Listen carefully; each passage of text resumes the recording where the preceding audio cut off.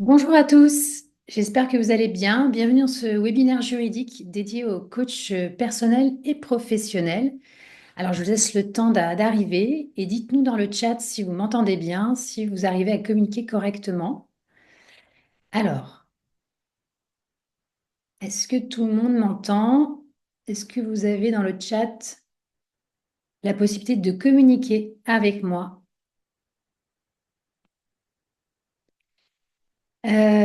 Oui, ça y est. Bonjour Agnès, bonjour Séverine, bonjour Gilles. Je vous laisse arriver et puis on va démarrer dans quelques minutes.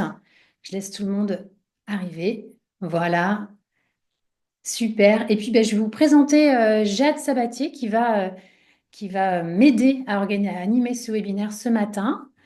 Bonjour, bonjour Jade. Alors Jade Sabatier, c'est une juriste en droit du numérique qui travaille avec moi et qui va m'aider à animer le chat notamment pour pouvoir répondre à vos questions si vous en avez. Alors, ce que je vous propose, c'est de garder vos questions plutôt pour la fin du webinaire. On fera des petites pauses pendant le webinaire, donc je pourrai y répondre s'il y a besoin. Et puis bah, Jade pourrait aussi répondre aux questions, en tant que juriste, elle pourra répondre aux questions voilà, auxquelles elle peut répondre. Et puis bah, sur le reste, c'est moi qui prendrai la parole à la fin du webinaire. Alors, bah, ce matin, on va se consacrer au CGV. On va en effet s'intéresser aux coachs personnels et professionnels. Et on va découvrir qu'en fait, la loi, elle impose des règles différentes, spécifiques, selon que vous soyez un coach professionnel ou un coach personnel. Donc, on va se poser la question de savoir si vous êtes en conformité avec ces différentes lois. Et on va regarder si par rapport à vos CGV, pour ceux qui en ont, si elles comportent bien les clauses adaptées au type de coaching. Alors voilà, en quelques lignes, le sommaire du webinaire de ce matin. Déjà, on va s'intéresser au CGV. On va voir ce que c'est parce que finalement, peut-être que pour certains d'entre vous, c'est pas si clair que ça de savoir ce que c'est que des CGV. Ensuite, on ira voir pourquoi, quelles sont les raisons pour lesquelles il faut des CGV différentes selon le type de coaching, perso, pro. Et puis, on ira faire un zoom sur les clauses des CGV. On ira voir quelles sont les clauses communes, indispensables qu'il va falloir prévoir dans votre document. Et puis, on ira s'intéresser aussi aux clauses spécifiques au coaching professionnel et aux clauses particulières qu'il faut prévoir en matière de coaching personnel. On évoquera également les risques que l'on prend quand on est un professionnel et quand on n'a pas de CGV ou quand on a des CGV qui ne sont pas adaptés, qui ne sont pas complètes, qui ne comprennent pas les bonnes clauses. On verra qu'il existe des risques, en fait, d'un point de vue juridique, financier, mais aussi réputationnel. On s'intéressera au format qu'il faut retenir. Est-ce qu'il faut plusieurs CGV, plusieurs contrats? Est-ce qu'il en faut un? Est-ce qu'il faut que je prévoie un devis en plus, etc. Donc, je vous expliquerai un petit peu comment moi je vois les choses en tant qu'avocate. Et puis, on verra également les solutions juridiques que je peux vous proposer si vous avez besoin de mon aide. Et puis, on gardera un petit temps, quelques minutes pour les questions-réponses. Alors, c'est parti. Alors, peut-être pour ceux qui me découvrent ce matin, je vais peut-être me présenter en quelques mots. Donc, je suis Élise Guillaudy, je suis avocate. Je travaille du côté de Grenoble depuis plus de 20 ans maintenant. J'ai fondé un cabinet qui s'appelle Numétique Avocat et j'interviens sur 3 domaines de prédilection. Donc, c'est le droit du numérique, le droit des contrats. Je rédige beaucoup de contrats et notamment des CGV. Et j'interviens également sur la réglementation en matière de données personnelles. Donc ça, c'est mon cœur de métier d'avocate. Et puis, j'ai également conçu un logiciel qui est un générateur qui s'appelle le Numédoc et qui vous permet d'obtenir en ligne des documents garantis 100% avocat, puisque ce sont les documents que j'ai moi-même conçus pour sécuriser votre petite entreprise. Donc voilà en quelques mots ce que je peux dire sur moi. Et puis, ce que je vous propose, c'est de démarrer du coup ce webinaire. Et on va commencer par une première question. Finalement, qu'est-ce que c'est finalement ces CGV? C'est quoi exactement des CGV? Alors des CGV, ça constitue le cadre contractuel qui va définir vos droits, ceux de votre client, mais aussi les obligations des parties. D'accord? Donc, c'est vraiment un document qui est essentiel et qui va faire office de contrat. À partir du moment où vous proposez, vous mettez à disposition vos conditions générales de vente, quand vous proposez votre offre de service et que cette offre, elle comprend des conditions générales et que votre client les accepte, eh bien, la rencontre entre l'offre et l'acceptation du client va sceller finalement l'engagement des deux parties, va sceller la formation du contrat d'un point de vue juridique.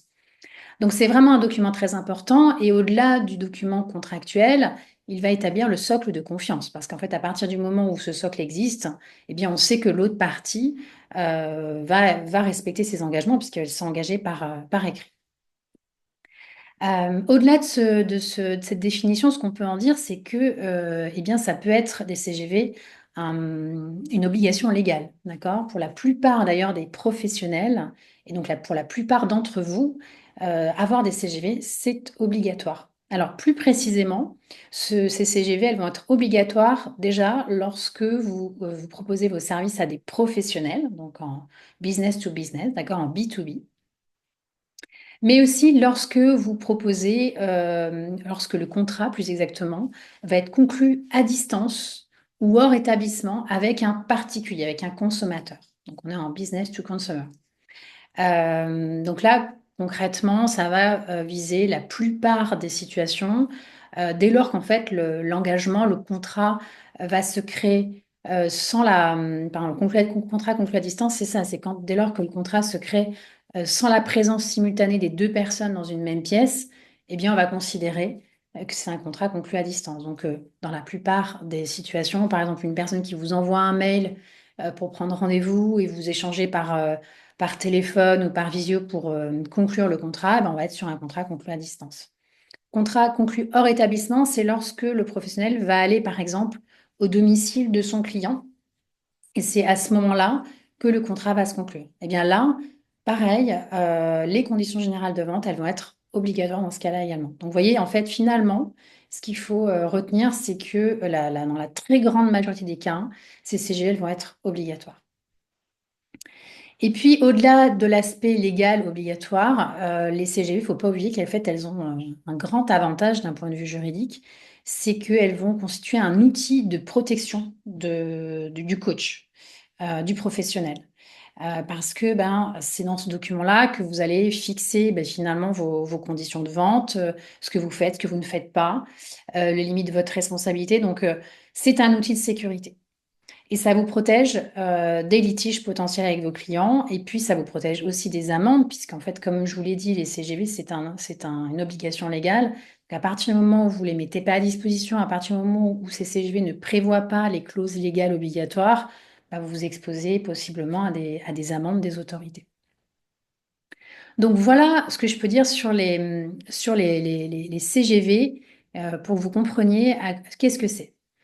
On va maintenant finalement s'intéresser à la question de savoir mais pourquoi il faut des CGV différentes selon le type de coaching, coaching perso, coaching professionnel.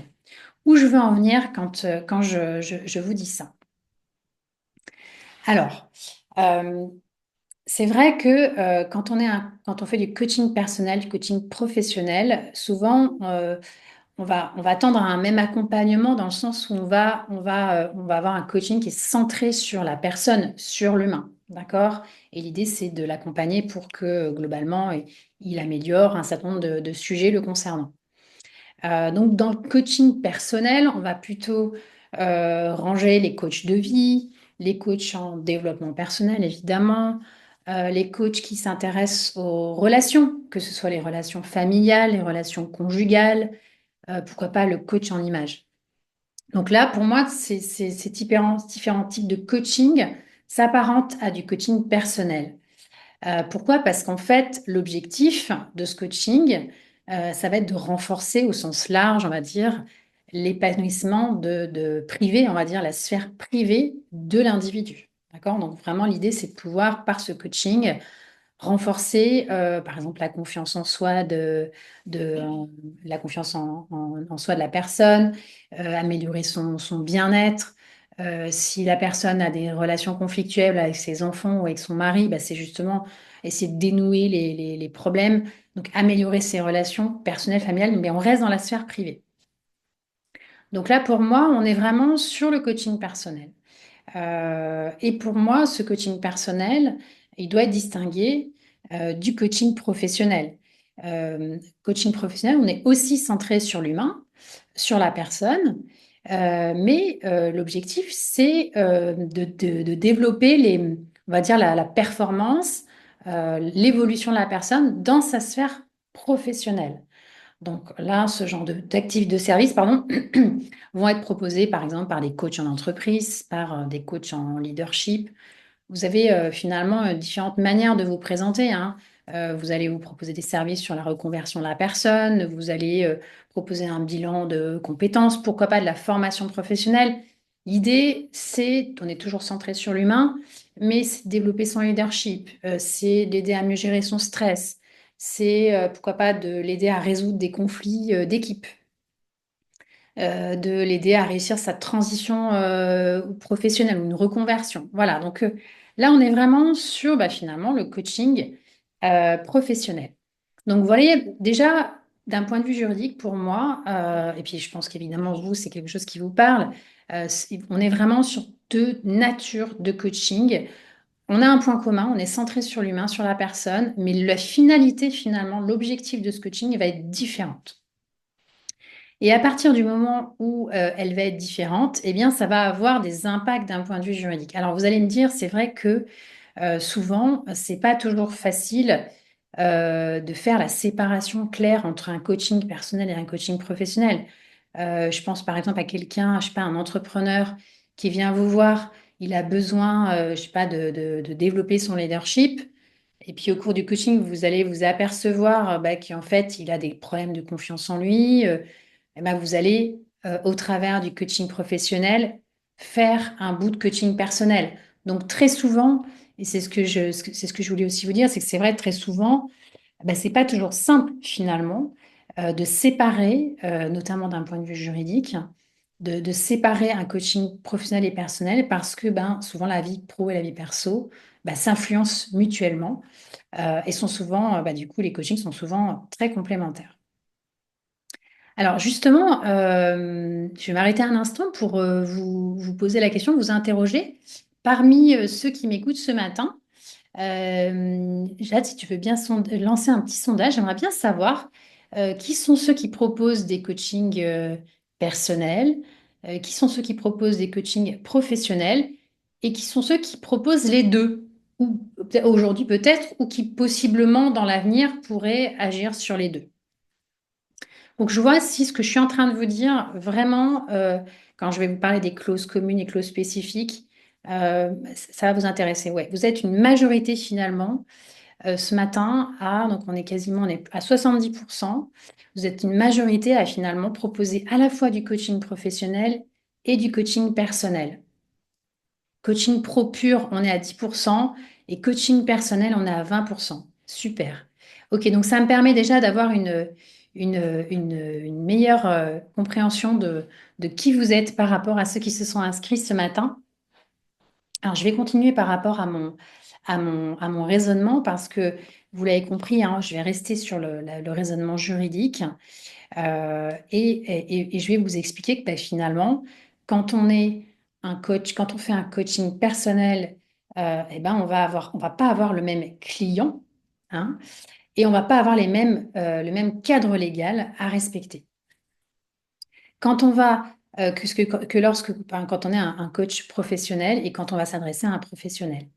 Alors, si vous êtes un coach de vie, par exemple, un coach en développement, quand vous proposez, on va dire comme ça, quand vous proposez un coaching personnel, d'accord? Donc, un coaching de vie, un coaching en développement personnel, coaching d'image, peu importe, eh bien, on a vu hein, que vous allez vous adresser à la personne dans sa sphère privée, d'accord? Donc, d'un point de vue légal, cette personne-là, elle va être considérée comme un consommateur, un particulier, mais d'un point de vue juridique, un consommateur. D'accord? Donc, on va être dans une relation contractuelle B2C, professionnel to consumer.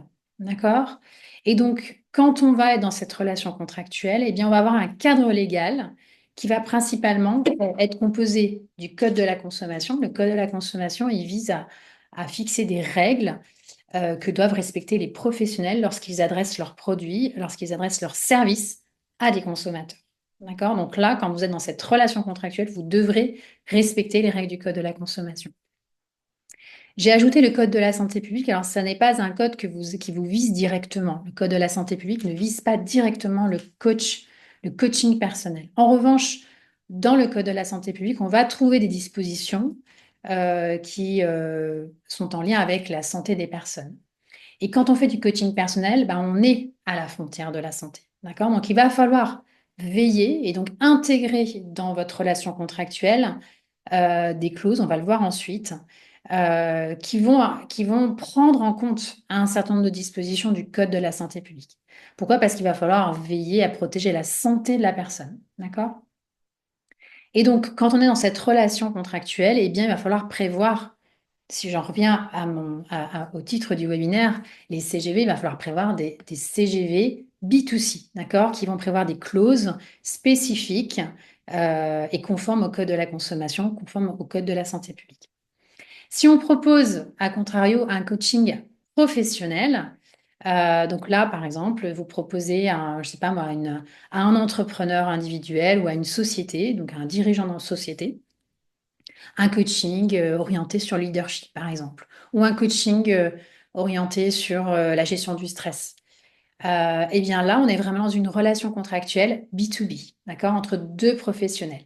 Et donc, bah, alors il y aura des dispositions du Code de la consommation qui vont exceptionnellement s'appliquer à ce petit professionnel ou s'appliquer à ce professionnel en sens large du terme, mais je les mets de côté pour ce matin. On va dire que globalement, la relation entre deux professionnels, elle est fixée par le code de commerce, d'accord? Et aussi le code du travail.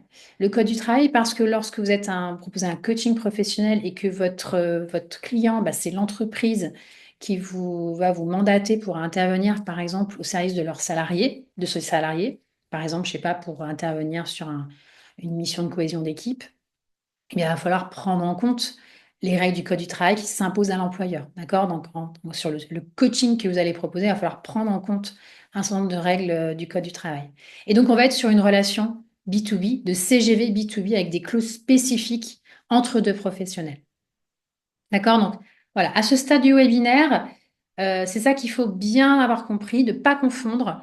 On est sur un coaching professionnel, un coaching personnel. On n'a pas les mêmes obligations, on n'a pas les mêmes clients, d'accord? Et donc pas les mêmes obligations légales. Et donc ça veut dire que le réflexe par rapport à mes CGV, c'est de prévoir bah, des clauses qui vont pas être les mêmes selon mon client. Alors, est-ce que ces distinctions, client-consommateur, client professionnel, elles sont claires pour vous? Je fais une petite pause dans le chat. Dites-moi si pour vous, ce sont des notions là pour vous qui sont claires à ce stade ou s'il y a des questions. Dis-moi, Jade. Alors, on a une question de Wefa qui nous demande la différence entre un coaching professionnel mais payé par une entreprise. Et pareil, il y avait une question qui a été posée dans le lien question-réponse de Paola, dans le même sens.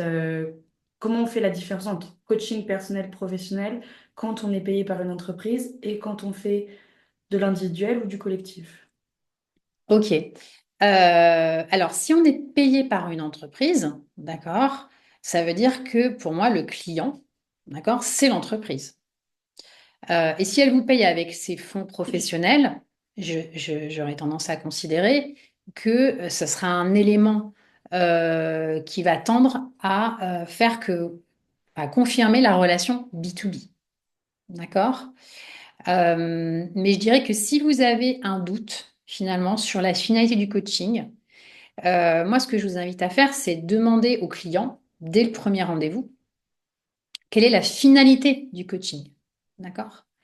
Et là, peut-être qu'on peut revenir sur la définition de ce que c'est qu'un consommateur d'un point de vue légal et la définition de ce que c'est qu'un professionnel. D'accord? Qu'est-ce qu'un consommateur d'un point de vue légal?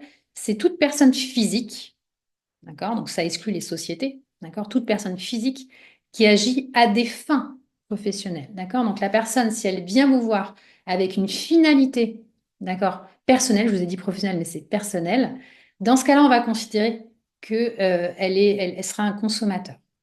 Alors que le professionnel, c'est toute personne physique ou morale, donc ça peut être une société, ça peut être une entreprise individuelle, d'accord, publique, privée d'ailleurs, peu importe, qui agit à des fins professionnelles, d'accord? Donc, si la finalité, si vous avez un doute, vous l'interrogez dès le début, au moment du premier rendez-vous, avant même d'envoyer votre devis, finalement. Si vous voyez que cette finalité n'est pas claire, eh ben, convenez-la ensemble, en fait. Convenez-la ensemble. Mais c'est vrai que si la personne, elle vous paye avec les fonds de son entreprise ou de sa société, ben, elle va se considérer elle-même, finalement, comme un professionnel. Et coaching individuel, coaching collectif, pour moi, c'est finalement, peu importe, ça, dans le raisonnement, ça n'a pas sa place parce qu'en fait, là, on est vraiment dans la relation avec le client. Donc, la question qu'il faut se poser, c'est qui est le client? Donc, c'est celui qui a signé votre devis et vos conditions générales, c'est celui qui vous paye, en fait, le client. D'accord? Donc, si ce client-là, il vous demande de faire un coaching d'équipe, d'accord, au sein de son entreprise. Bon, bah là, on va s'intéresser aux modalités, d'accord, du coaching et les modalités d'exécution du coaching. Mais au niveau du contrat en lui-même, de la nature du contrat et la nature du client, bah, finalement, le fait que ce soit un coaching collectif, pour moi, dans l'équation, ce sera à sortir de l'analyse. Est-ce que j'ai répondu à vos questions? Est-ce que pour vous, c'est clair, cette distinction? Alors, Paola me dit, un coach certifié est un coach professionnel dans la déontologie du coaching. Donc, nous parlons de celui qui paye quand on parle du coaching personnel ou professionnel. Oui, mais c'est pas parce que tu as une certification professionnelle de coaching professionnel que pour autant, tous tes coachings vont être, d'un point de vue juridique, considérés comme des coachings professionnels. D'accord? Donc en fait, pour moi, il y a ton titre et ta formation, et puis après, les services, les prestations de coaching que tu vends à tes clients, Paola. Paola, je te tutoie parce que je te connais, donc je me permets de te tutoyer.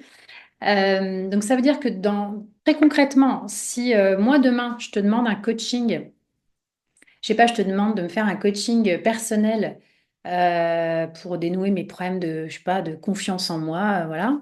Et c'est Élise qui te paye, eh bien, on sera dans une relation B2C, relation entre un professionnel et un consommateur. Parce que c'est pas parce que je suis pour autant Élise professionnelle que je viens te voir avec ma casquette de professionnel.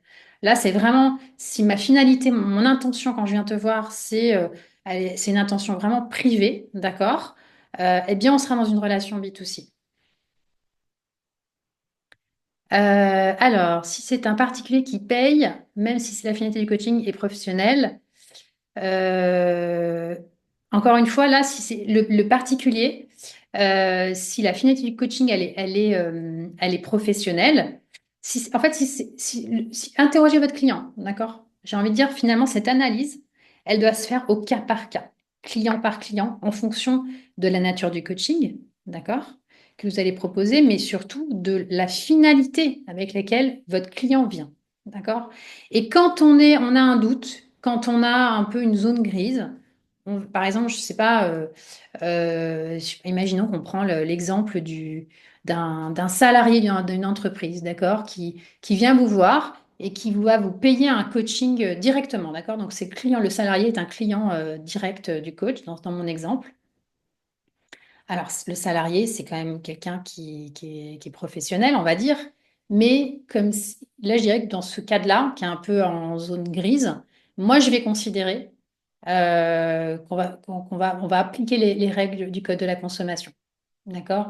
Je vais faire une analyse un petit peu comme en matière de formation professionnelle, où la personne dans une sphère professionnelle paye avec ses deniers personnels son coaching. Dans ce cas-là, on va la considérer comme qu'elle bénéficie des règles protectrices du Code de la consommation. D'accord? Donc, le salarié, je dirais que celui-là, il peut y avoir une discussion, mais on va dire que je pense que les autorités vont plutôt considérer que s'il y a une hésitation à faire, on va lui faire bénéficier des règles les plus favorables parce qu'en fait, les règles du Code de la consommation, elles vont être plus protectrices en fait de ses droits que celles qui sont prévues dans le Code du commerce. Donc, s'il y a un doute, eh bien, on va avoir plutôt tendance à appliquer les règles du code de la consommation.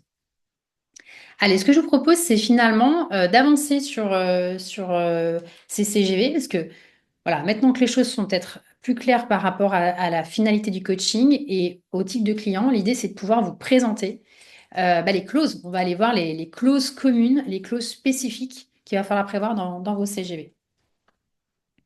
Alors déjà, partons des clauses communes. Devant vos CGV, quelles sont les clauses finalement que vous allez devoir trouver prévoir pardon, dans vos CGV, quel que soit finalement le type de coaching que vous proposez. Alors déjà, dans vos CGV, ce qu'il va falloir prévoir, c'est une clause qui précise votre identité professionnelle, votre identité de professionnel du coaching, d'accord?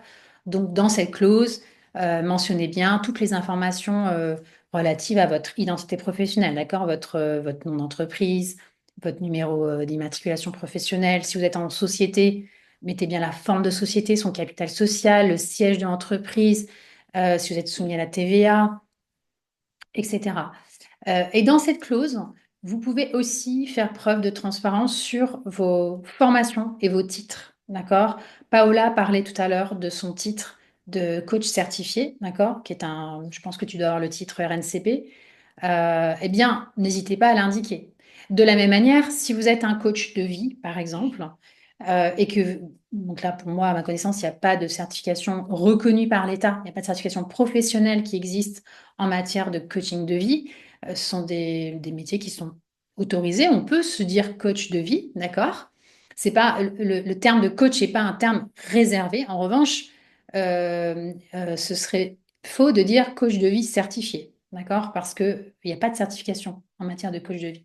Donc, dans cette clause d'identité, l'idée, c'est de faire vraiment preuve de transparence, de loyauté par rapport à qui vous êtes et pourquoi pas par rapport à vos certifications. Donc, si vous êtes coach de vie, vous pouvez très bien préciser que vous avez suivi une formation, je ne sais pas, mais n'induisez pas en erreur vos clients, a fortiori des consommateurs, sur vos certifications, vos titres et vos diplômes. Ensuite, dans vos CGV, il va falloir prévoir une clause sur la nature des prestations. Donc là, l'idée, c'est évidemment d'écrire noir sur blanc de manière claire, euh, assez concise quand même, ce que vous faites, ce que vous proposez comme prestation, comme service. D'accord? Donc définissez. Et je dirais que dans vos CGV, l'idée, c'est de pouvoir être assez générique, assez général. Donc définissez les types de coaching, les types de services finalement que vous pouvez être amené à préciser. Et puis pour le client, pour un client lambda, c'est dans votre devis finalement, on en parlera un petit peu plus tard, mais dans votre devis, vous allez du coup préciser le type de coaching ou type de service que vous allez vendre à ce client.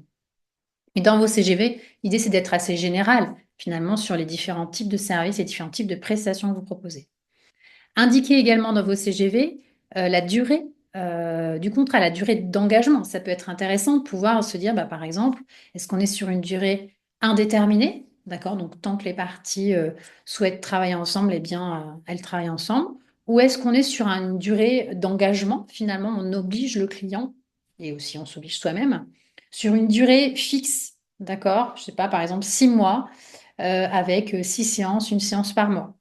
D'accord? Donc ça, c'est des clauses une clause d'engagement qu'on peut tout à fait prévoir dans ces CGV. Moi, ce que je conseille dans ces CGV, c'est d'être resté assez général, dire que finalement les prestations peuvent être à durée déterminée ou indéterminée, et dans le devis, préciser si on est sur une durée déterminée, donc une durée fixe, ou si on est sur une durée indéterminée.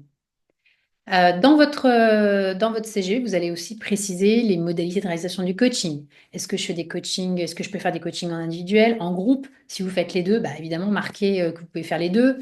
Expliquez aussi finalement les moyens que vous utilisez, les moyens techniques, les moyens que vous utilisez pour réaliser les coachings. Est-ce que vous déplacez en entreprise? Est-ce que vous faites uniquement de la visio? Est-ce que vous organisez des choses à l'extérieur, etc. N'hésitez pas à l'indiquer. Précisez aussi vos conditions de report ou d'annulation des séances. D'accord? Est-ce qu'il y a un délai de prévenance qui doit être respecté pour annuler une séance? Je sais pas, ou est-ce que par exemple, si je veux annuler carrément la prestation, est-ce qu'il y a un délai précis qu'on a envie de se fixer. C'est toujours bien de se dire que voilà, à partir du moment où le client il a signé son devis, il peut pas annuler la prestation, sauf si par exemple, je sais pas, il le fait je sais pas, 15 jours avant la date de démarrage du coaching prévu. Ça, c'est des clauses qu'on peut tout à fait prévoir dans des CGV. Au même titre qu'on peut prévoir que une séance qui n'a pas été annulée avec un délai de prévenance, je sais pas, de 48 heures, 72 heures, eh bien, elle est due d'un point de vue financier. Donc voilà, ça, c'est des choses que vous pouvez prévoir dans vos CGV.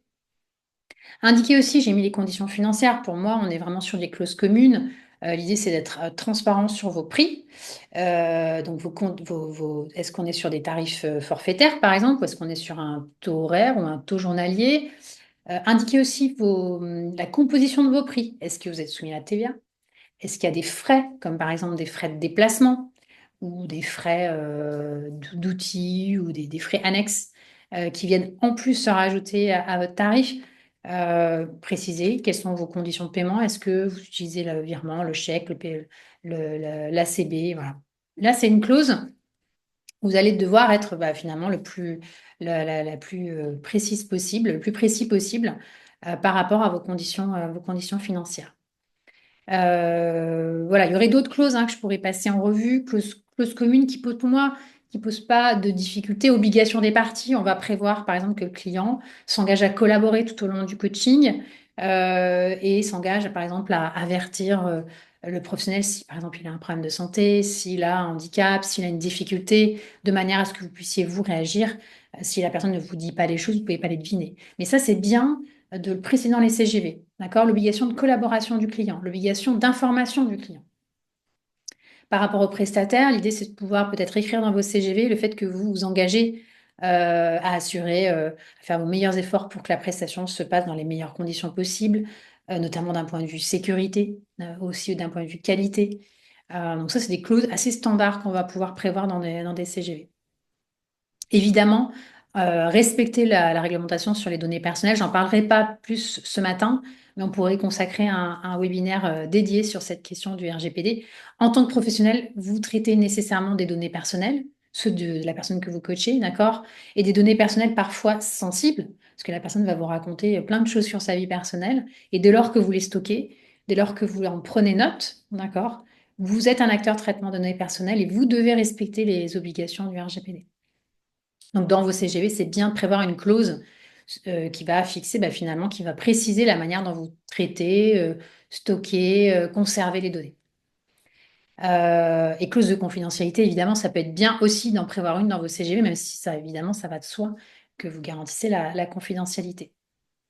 Voilà sur les clauses communes dans les CGV. Et puis, maintenant, on va aborder les clauses spécifiques au coaching personnel. Donc, quand on est dans une relation B2C, quand on va proposer un coaching à une personne qui vient à des fins personnelles, d'accord, pour améliorer, par exemple ses relations aux autres, sa confiance en soi, etc. Eh bien, il va falloir prévoir du coup des clauses adaptées parce que là, on va devoir respecter en tant que professionnel le code de la consommation, mais aussi le code de la santé publique, comme je vous l'ai dit, d'accord? Donc là, les clauses spécifiques, donc il va falloir déjà dans la rédaction faire attention à on va dire une règle qui va s'appliquer en filigrane tout au long des clauses que je vais évoquer. Veillez à ce que les clauses soient pas trop déséquilibrées, d'accord? Parce que le code de la consommation, son objectif, c'est de protéger le consommateur, d'accord? Des engagements qu'il pourrait prendre, donc protéger ses droits. Donc si vous rédigez des clauses qui sont trop déséquilibrées, trop à la désavantage de vos clients consommateurs, elles pourraient être considérées comme des clauses abusives. D'accord? Donc une clause abusive, eh bien, si elle est contestée devant un juge, eh bien, elle sera considérée comme nulle, d'accord? Non valide. Et donc c'est comme si vous n'aviez finalement rien rédigé. On appliquera la règle légale prévue. Donc, ou la règle qui sera prononcée par le juge. Donc, plutôt que de rédiger des clauses trop déséquilibrées, l'idée, c'est de pouvoir quand même essayer voilà, de garder toujours cet équilibre entre les droits et les obligations des parties. Et puis, d'introduire dans vos CGV des clauses légales obligatoires. D'accord? En tout cas, d'introduire dans vos CGV, plus exactement, des informations ou des mentions légales obligatoires que vous devez respecter quand vous proposez vos services à des consommateurs. Alors, première chose que je vous propose d'introduire dans vos CGV, ça concerne les informations précontractuelles obligatoires. Là, l'idée, c'est de pouvoir, dans vos CGV, prévoir une clause par laquelle le client, donc votre client particulier, va reconnaître avoir pris connaissance avant de s'engager, d'accord, du contenu de vos CGV, qui reprennent, finalement, ce contenu de CGV reprennent les informations précontractuelles obligatoires qui sont prévues par le Code de la consommation. Ces informations précontractuelles obligatoires, elles visent à fournir à votre client, avant qu'il s'engage, des mentions sur votre identité, sur la nature de vos activités et de vos services, sur vos prix, sur un certain nombre de sujets. Et donc l'idée, c'est que finalement, ces obligations d'information, plutôt que d'avoir à les transmettre oralement, ce qu'on ne fait jamais, c'est de les fixer dans vos CGV. D'accord? Donc vos CGV vous permettent de donner ces mentions légales obligatoires à votre client. Et du coup, ça peut être bien de prévoir une clause pour préciser le fait que le client reconnaît avoir eu ces informations précontractuelles obligatoires. Concernant la nature des prestations, quand vous proposez vos services à un particulier, et par exemple, lorsque vous proposez typiquement des services de coaching de vie, où vous, je sais pas, par exemple, vous utilisez des pratiques ou des outils non conventionnels à la frontière du médical, j'ai envie de dire, c'est important de bien le préciser, de bien préciser que vos services, votre coaching ne constitue pas une thérapie, un accompagnement médical. Ça, c'est très important afin d'éviter une requalification possible ou d'accusation d'exercice illégal de la profession de psychologue, de psychothérapeute, de médecin. D'accord? Ce sont des professions réglementées qui sont encadrées dans le Code de la santé publique. Et donc, si vous n'avez pas les titres de médecin, de psychologue, de psychothérapeute, vous ne pouvez pas proposer des services qui sont réservés à ces métiers-là. Et donc, non seulement dans la réalité, il ne faut pas le faire, mais en plus, l'idée, c'est que dans vos CGV, il faut bien le préciser, de manière à ce que votre client soit parfaitement au clair sur la nature de vos services, d'accord? Et comprenne ce que vous faites, ce que vous proposez et ce que vous ne proposez pas, d'accord? Et n'hésitez pas aussi à introduire dans cette clause un engagement du client à consulter un professionnel de santé s'il a un besoin spécifique en la matière. D'accord? Donc voilà, l'idée de cette clause, c'est vraiment de venir euh, affirmer, confirmer le fait que votre accompagnement ne constitue pas un accompagnement médical ou de soins ou de thérapie, qu'on est vraiment sur un accompagnement de mieux-être, de bien-être. Ensuite, autre clause bien spécifique de vos CGV B2C, c'est la clause sur le droit de rétractation. Parce que quand on est sur un rapport B2C et quand on est sur un contrat conclu à distance ou conclu hors établissement, eh bien, le professionnel doit respecter ce droit de rétractation de 14 jours. Donc, très concrètement, ça veut dire que le client peut se rétracter pendant 14 jours à compter du lendemain, du jour où il s'est engagé contractuellement. D'accord? Donc, il peut changer d'avis. Et s'il y a eu des fonds qui ont été versés par avance, s'il change d'avis, il va falloir le rembourser intégralement sans frais. Et au-delà de ces obligations-là, votre obligation, c'est de rappeler à votre client qu'il a ce droit de rétractation. Donc, dans vos CGV, il va falloir prévoir une clause pour l'informer. Je vous informe que vous avez ce droit de rétractation. Voilà comment vous pouvez l'exercer. Votre obligation, c'est aussi de mettre à disposition un formulaire type de rétractation. D'accord? Donc, autant mettre ce formulaire directement dans vos CGV aussi. Votre client peut ou pas l'utiliser, mais au moins vous aurez rempli votre obligation d'information à ce titre-là. Responsabilité. Alors là aussi, la clause de responsabilité dans des CGV B2C, elle ne va pas être la même qu'une clause de responsabilité en B2B. En matière de contrat conclu à distance, on a une responsabilité de plein droit quand on est un professionnel et qu'on propose des services ou des produits à des consommateurs. D'accord? Donc, on ne va pas pouvoir exclure sa responsabilité. Donc, l'idée, c'est vraiment de rédiger une clause qui, évidemment, on vous protège au maximum. Donc, qui va définir sur quoi vous êtes engagé en responsabilité, sur quoi vous ne pouvez pas être engagé. Mais cette clause, elle doit être rédigée de manière conforme aux droits de la consommation. Et rappeler qu'en matière de contrat conclu à distance, on est sur une responsabilité de plein droit. Concernant les litiges, ça aussi c'est un point que je vois souvent, sur lesquels les professionnels souvent oublient l'obligation. Déjà, c'est d'adhérer à un médiateur à la consommation. Je ne sais pas si tous ceux qui m'écoutent ce matin, quand vous proposez des services à des consommateurs, est-ce que vous avez adhéré en amont à un médiateur à la consommation? Sachez que c'est obligatoire, hein, sauf exception en principe. Et donc, votre obligation, c'est non seulement d'adhérer à un médiateur à la consommation, mais c'est aussi d'indiquer, de mentionner le nom et les coordonnées de votre médiateur à la consommation. Donc, dans vos CGV, c'est l'endroit parfait pour pouvoir l'indiquer. Et puis, en matière de litige, il faut savoir que les clauses de compétence des tribunaux ne sont pas les mêmes que quand on s'adresse à des professionnels. Donc là, ce sera, si jamais il y a un litige, eh bien, votre client pourra saisir le tribunal du lieu du domicile du défendeur. Voilà, donc c'est une clause qui va s'appliquer dans les contrats, dans les CGV B2C. Voilà, sur les clauses spécifiques coaching personnel, je ne suis pas plus longue. Je vais maintenant aborder, je vais être peut-être un peu plus rapide, je vais aborder les clauses spécifiques au coaching professionnel, en tout cas au coaching entre un professionnel et un professionnel de B2B. Donc, vous l'avez compris, quand on est dans ce rapport entre deux professionnels, euh, eh bien, on n'aura pas, sauf exception, à respecter le code de la consommation. Donc, on aura des CGV qui seront un petit peu moins, on va dire, encadré contractuellement, légalement, pardon. Donc, on va pouvoir avoir un petit peu plus de marge de manœuvre dans la rédaction de nos clauses et prévoir un équilibre, une protection contractuelle du coach un peu plus intéressante. Mais au-delà de cela, il y a des clauses spécifiques au coaching professionnel qu'il va falloir prévoir. Première clause, c'est en lien avec le respect des règles internes de l'entreprise. Si vous intervenez pour un coaching professionnel dans une entreprise, par exemple pour des salariés, eh bien, il va falloir respecter les règles internes de l'entreprise, que ce soit en termes de confidentialité, de protection des données personnelles, de conditions de travail, règlements intérieurs, etc.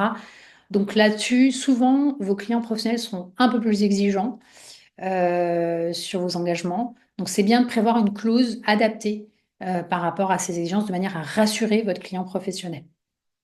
Santé-sécurité. Alors, en matière de santé-sécurité, c'est l'employeur lui-même qui doit prendre des mesures nécessaires à assurer la sécurité, protéger la santé physique et mentale de ses salariés, d'accord? Donc, évaluation des risques, mise en place d'actions de prévention, information, etc. Donc, les obligations, elles sont à la charge de l'employeur. Mais vous, quand vous proposez un coaching en entreprise, il va falloir intégrer des actions qui sont compatibles avec ces obligations. D'accord? Donc, ça peut être intéressant dans vos CGV de prévoir une clause spécifique à ce sujet. Peut-être que certains d'entre vous faites de la formation professionnelle. Alors, c'est un peu particulier, mais en matière de formation professionnelle, vous le savez peut-être, il y a des règles à respecter qui sont prévues par le Code du travail.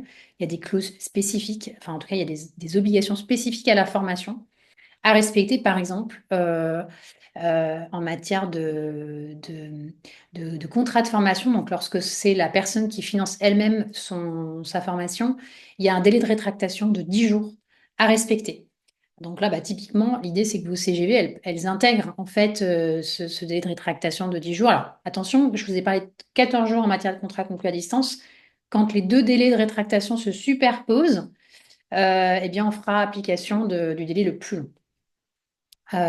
Mais voilà, quand c'est en entreprise, on a quand même ce délai de rétractation de 10 jours qui peut s'appliquer.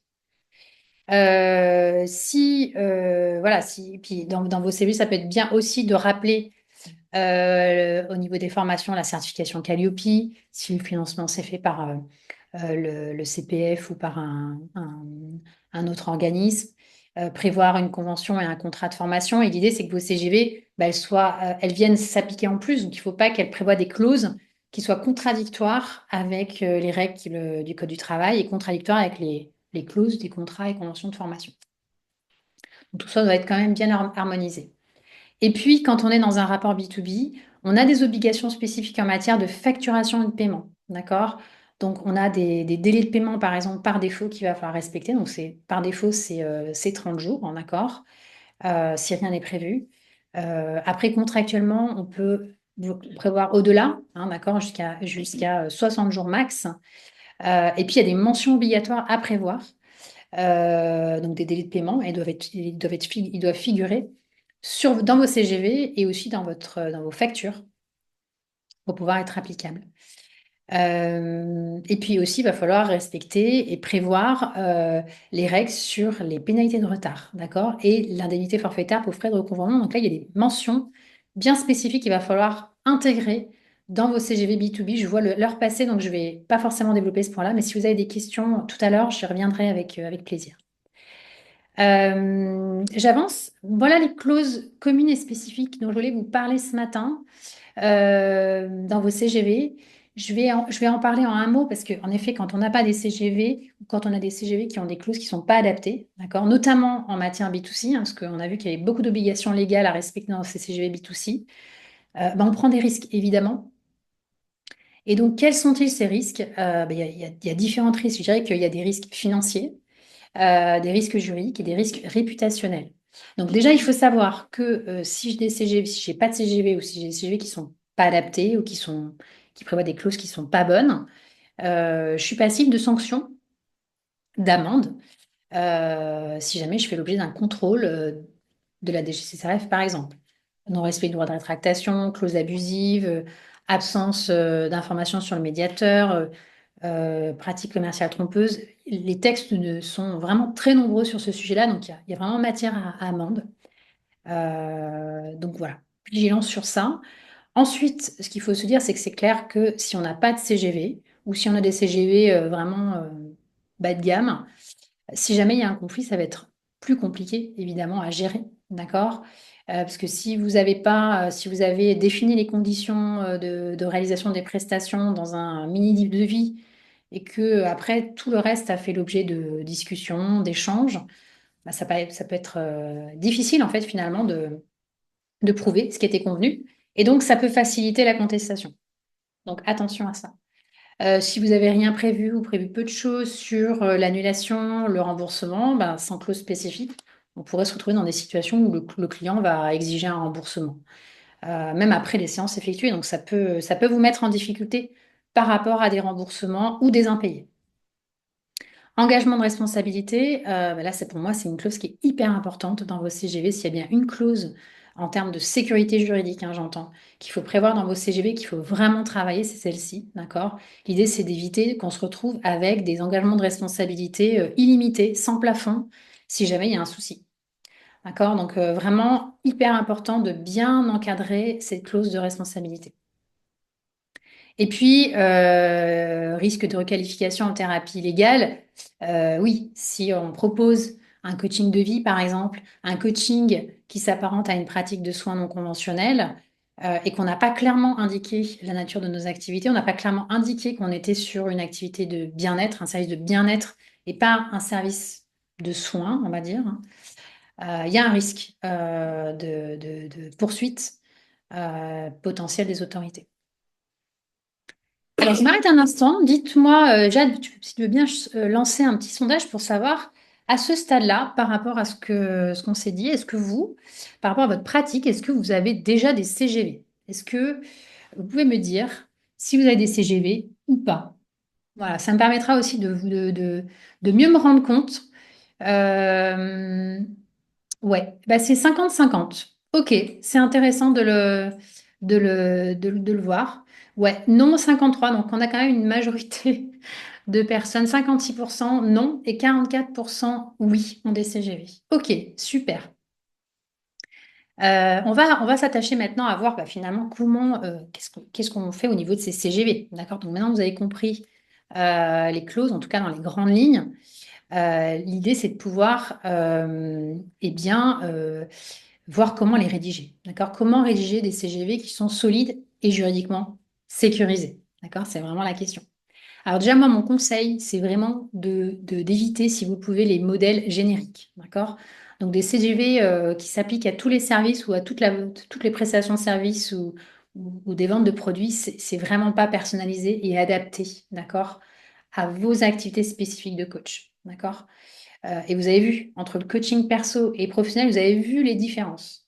Donc, si vous avez parce que des modèles de CGV, vous en avez sur Internet, des gratuites, d'accord? Vous pouvez demander à ChatGPT de vous en sortir. Vous allez avoir un modèle.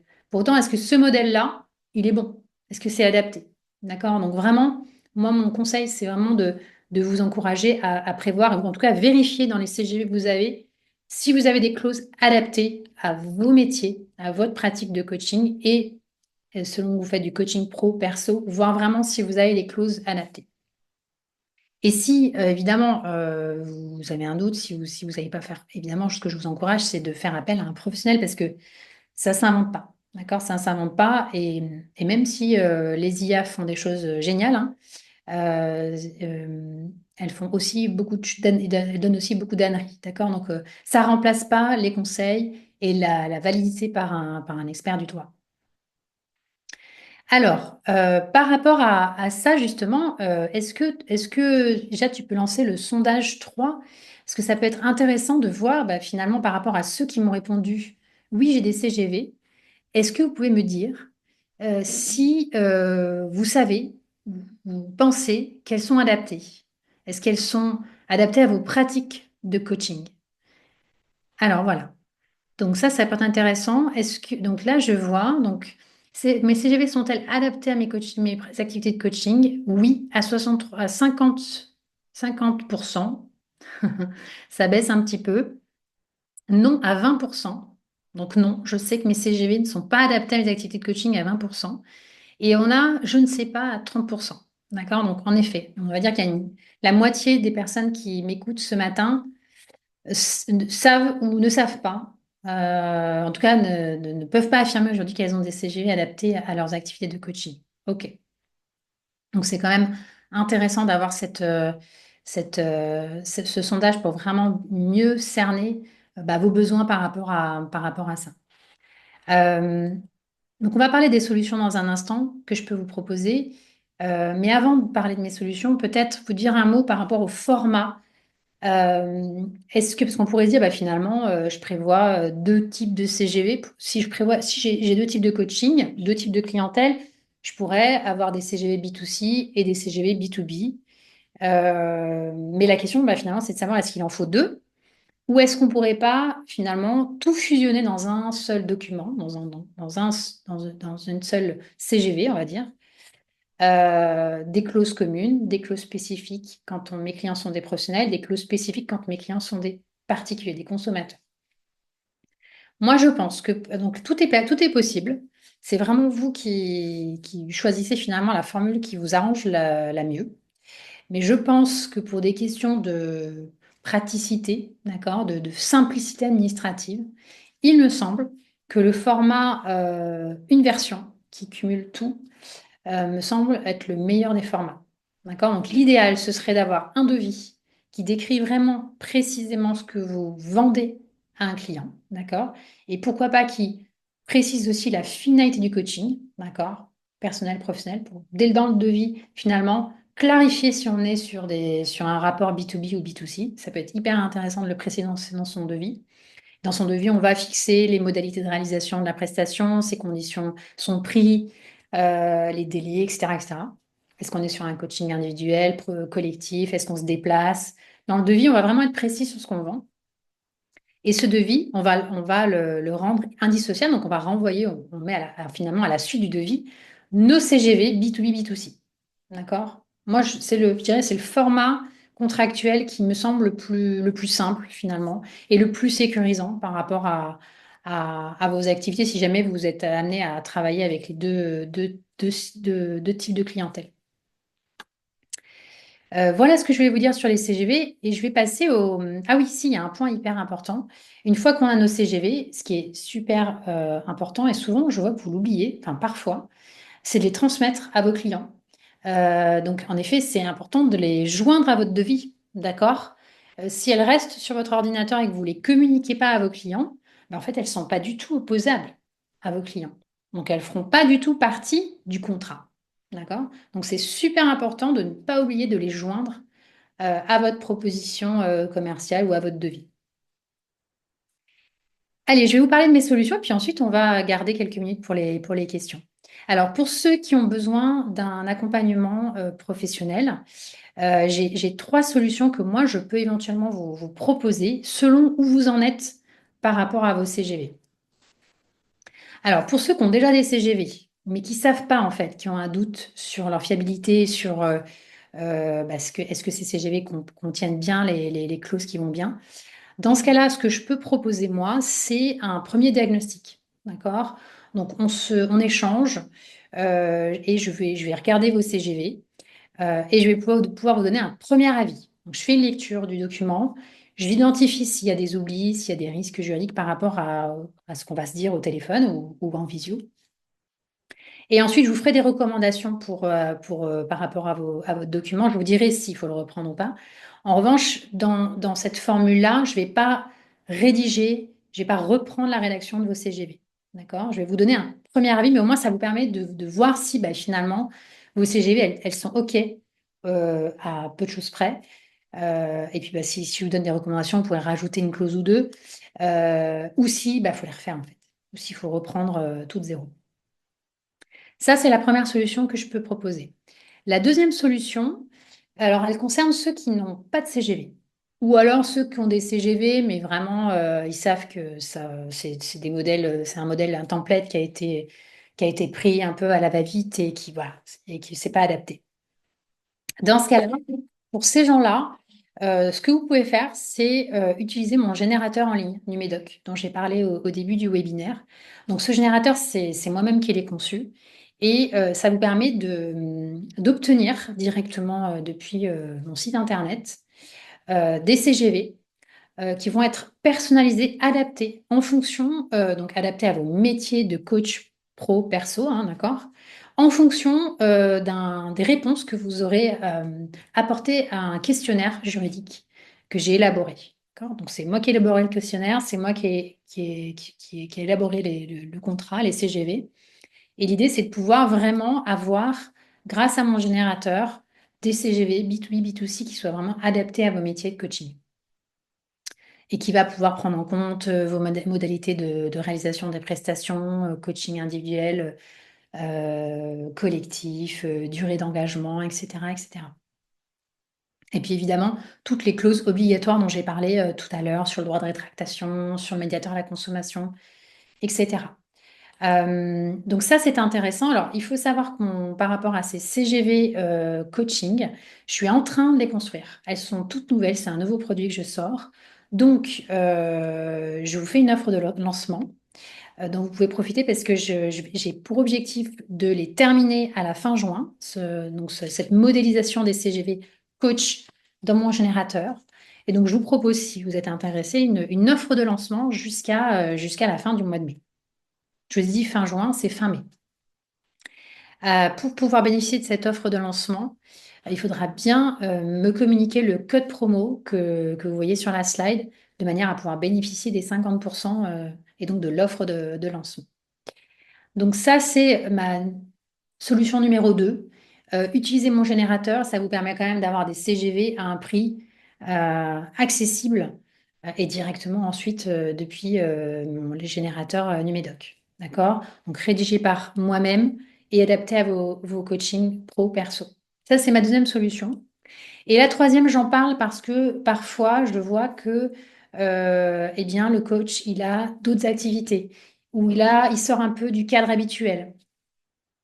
Je ne sais pas, par exemple, vous proposez, je pense à Paola notamment, qui propose des séjours ou des événements le week-end, des retraites, d'accord? Donc là, on est vraiment sur des activités qui demandent une vraie analyse juridique et une vraie rédaction sur mesure.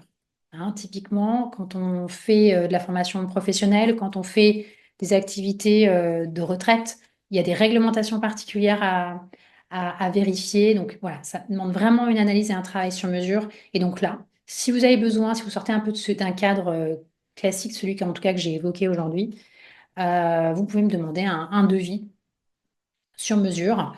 Le premier échange est offert, hein, je le fais pas, je le fais pas payer.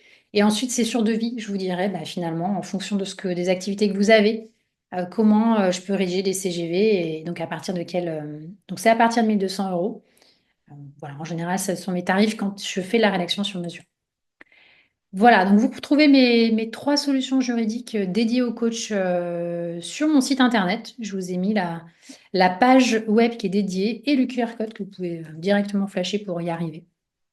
Jade, si tu veux bien, mets dans le chat les différentes solutions. Super, merci beaucoup. Et puis, bah, ce que je vous propose, c'est de prendre quelques minutes pour répondre à vos questions, si vous en avez. Sachant que si je ne réponds pas à tout le monde, vous pouvez évidemment me joindre par mon mail. Et j'oublie aussi de vous dire, donc j'y pense là maintenant, si vous avez besoin du support de présentation, je peux vous l'envoyer. N'hésitez pas aussi à me contacter sur mon mail et me le demander. Je l'envoie à ceux qui le souhaitent. Voilà, je ne suis pas plus longue et du coup, je vais te demander, Jade, si tu veux bien, m'aider un petit peu à reprendre les questions du chat pour pouvoir peut-être apporter des éléments complémentaires, des clarifications. Bien sûr. D'abord, pour les CGV, il y en a quelques-uns qui se demandent, j'ai un contrat de coaching qui inclut les clauses qu'on a indiquées, clauses communes, clauses spécifiques, mais je n'ai pas de CGV. Est-ce que je dois les inclure dans un document à part ou est-ce que le contrat de coaching suffit? En fait, le contrat de coaching suffit. Il n'y a pas besoin de rajouter des CGV. Si vous avez déjà un contrat de coaching, c'est très bien. En effet, vous avez la bonne analyse. L'idée, c'est de vérifier dans ce contrat que les clauses dont j'ai parlé, en fait, elles figurent. Voilà, tout simplement. Très bien. On a aussi une question qui est de Neymar, qui demande, en tant que coach, nous pouvons intervenir dans le cadre de sous-traitance. Les CGV sont-elles aussi à mettre dans les contrats de sous-traitance? En toute logique, oui. Parce que quand vous êtes sous-traitant, bah, finalement, votre client, c'est l'entreprise qui vous paye. D'accord? Mais du coup, dans ce cas-là, pour moi, vous serez plus sur un rapport B2B. Ou alors après, ça va dépendre. Je dirais que si vous êtes amené à intervenir régulièrement en sous-traitance pour une entreprise, ce qui pourrait être intéressant quand même, c'est de pouvoir bâtir un contrat de sous-traitance plus adapté. Parce qu'en fait, ça va dépendre de ce que aussi des CGV de l'entreprise, en fait. Donc des CGV entre l'entreprise et le client final. L'idée, c'est de pouvoir aussi prendre en compte ces CGV-là, si elles existent, pour pouvoir ensuite les intégrer et les prendre en compte dans vos propres conditions. Donc voilà, je dirais que ma réponse, elle est peut-être pas forcément super précise, mais mon conseil, donc premier réflexe, c'est oui, on applique ces CGV à tout le monde, y compris quand on est en sous-traitance. Et si on est sur un rapport de sous-traitance un petit peu plus régulier, peut-être bâtir un contrat cadre de sous-traitance plus adapté. Très bien. On a également une question concernant les CGV. Est-ce qu'elles sont obligatoires uniquement pour la vente à distance et les accords conclus en face à face ou non? Alors, les CGV, elles sont obligatoires lorsque vous proposez vos services à des professionnels, d'accord, coaching professionnel, et elles sont aussi obligatoires lorsque le contrat est conclu à distance ou hors établissement, donc par exemple chez le client, lorsque votre client est consommateur, d'accord? Donc ça concerne quasiment toutes les situations. Je dirais que la situation qui n'est pas concernée, c'est le rapport avec un consommateur où le contrat est conclu en face à face, c'est-à-dire qu'au moment où le contrat, le deal en fait, se fait, vous êtes dans la même pièce que la personne et dans vos locaux par exemple. D'accord? Mais dès lors que le contrat, donc c'est pas l'exécution des prestations, hein, c'est vraiment le contrat, la formation du contrat initial. Dès lors qu'il est conclu à distance ou hors établissement, vous devez respecter le fait d'avoir des CGV. Très bien. De mon côté, je n'ai pas d'autres questions qui me sont arrivées. Si jamais vous avez d'autres questions, n'hésitez pas Bah dans le oui, chat. oui, tout à fait. Et puis encore une fois, si vous avez besoin de faire un point avec moi sur votre situation particulière, vous pouvez me contacter, hein. On peut échanger par mail dans un premier temps. Puis s'il y a besoin, on se cale un échange en visio avec grand plaisir. En tout cas, j'espère que le contenu de ce matin vous a intéressé et vous a éclairci, vous a appris des choses. C'est le plus important. Et puis, bah, c'est hyper intéressant pour moi d'avoir vos retours, euh, peut-être des critiques, des retours constructifs. Donc, n'hésitez pas. S'il y a des éléments voilà, auxquels vous attendiez pendant la présentation et que je n'ai pas abordé, c'est la première fois que je fais ce format de webinaire pour les coachs. Donc, je suis évidemment ouverte à des suggestions, et à vos retours. En tout cas, merci à tous et à très bientôt. Allez, au revoir.